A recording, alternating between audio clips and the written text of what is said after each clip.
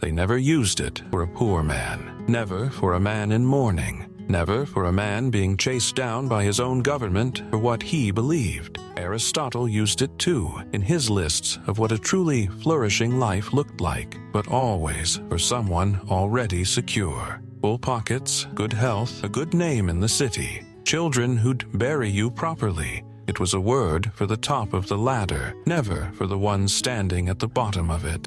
Then a rabbi with no formal training sat down on a hill, opened his mouth, and used that exact word 9 times, back to back, for the poor, for those who mourn, for the persecuted. He didn't soften it into fortunate. He took the word the Greeks reserved for the gods and handed it, without apology, to the people everyone else had written off. The crowd on that hill would have felt the wrongness of it immediately. Grammatically, it was as jarring as calling a beggar your majesty. Technically a sentence, but everyone listening would have known it broke something. Matthew doesn't record anyone objecting. He just records that they stayed and kept listening. 9 times, 9 kinds of people you'd never call blessed. And by the end of this passage, you'll understand exactly why he chose that word and not a softer one.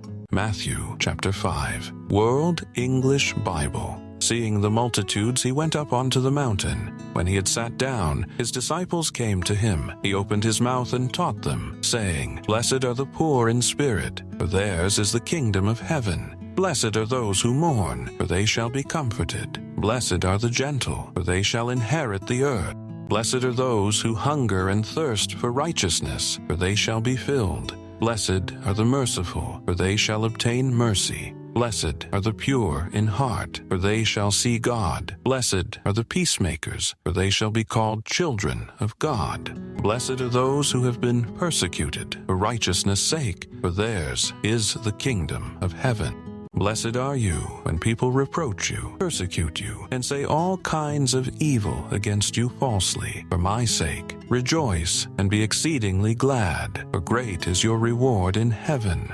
For that is how they persecuted the prophets who were before you.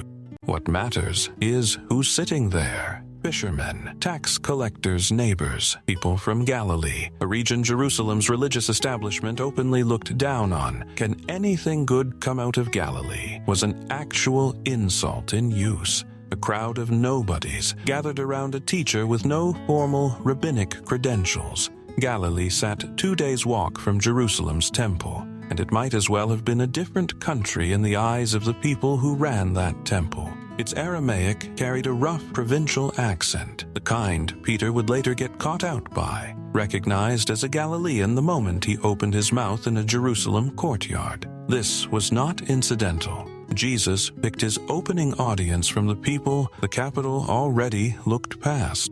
Matthew calls this teaching style exousia, authority. The scribes taught by quoting other rabbis. Jesus taught like the source itself, and Matthew records the crowd's reaction directly. They were astonished because he taught them as one having authority and not as the scribes. A scribe's authority came entirely from the chain of names behind him. Rabbi so-and-so said, in the name of Rabbi so-and-so. Break that chain, and you had nothing to stand on. Jesus cited no one. He spoke as if the authority originated with him, which to a first-century Jewish ear was either self-evident blasphemy or something else entirely. And Matthew leaves the crowd's astonishment sitting there, unresolved, for the reader to decide.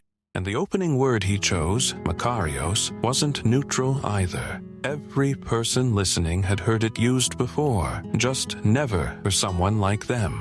In classical Greek, before the New Testament ever existed, this word had one primary job, describing the gods. Homer uses it for the Olympians, beings whose happiness came from nothing outside themselves, untouchable by human tragedy, self-sufficient, complete. The word always pointed to a category of existence above the normal human condition. The philosopher Aristotle spent an entire section of the Nicomachean Ethics arguing about what made a life truly Makarios, and his answer required a full inventory. Virtue, yes, but also health, friends, decent looks, and enough money that poverty never entered the equation. By his own definition, a poor man could not qualify. The word demanded a certain baseline of good fortune just to be eligible for the conversation at all.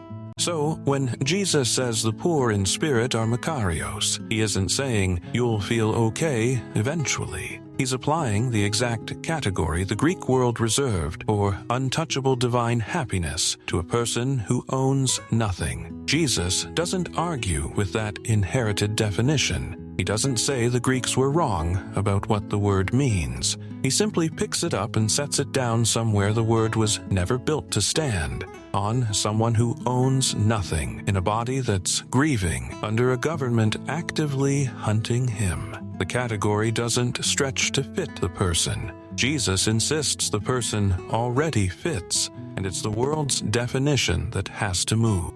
He does it again for the mourning, again for the hunted, 9 times the same impossible word, for people who least look like they belong in that category. This isn't Jesus lowering the bar on blessed.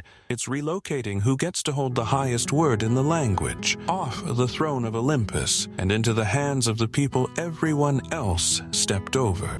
If Makarios is the word for someone who needs nothing outside themselves to be complete, who are you still waiting on to call yourself that? Most of us carry a mental list of people who get to skip that waiting, the ones who seem to have already earned the right to call themselves complete. Nobody on that hill fit the definition either, until the rabbi opened his mouth and told them otherwise.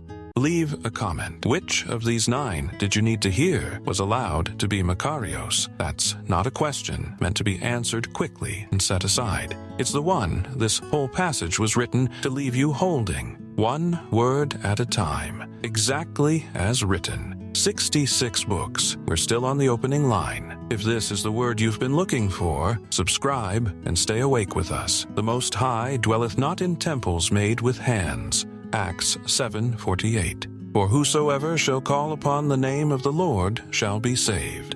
Romans 10:13.